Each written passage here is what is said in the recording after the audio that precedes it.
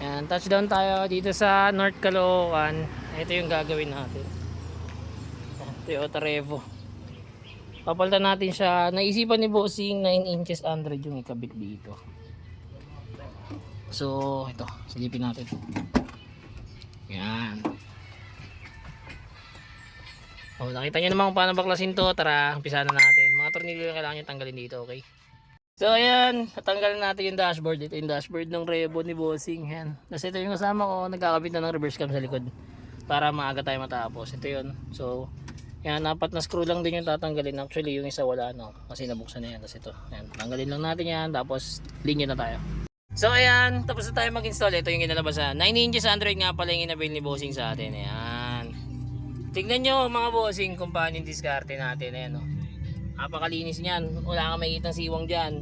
Ayan, tapos kasama pa rin sa package natin yung reverse camera. Ayan. Tapos ito nga pala, yung inabi ni Bossing, may Apple CarPlay, Android Auto. Ayan, tinesting na ni Bossing, kinonek niya yung cellphone niya via Bluetooth. Anong cellphone sir gamit nyo? Samsung? Hindi. Oppo. Ayan, Oppo, ayan.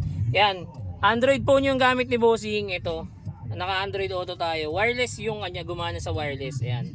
Kung mapapansin nyo mga Bossing, ito, wala pa siyang internet connection, naka-off pa yan. So, may data si Bossing, yan.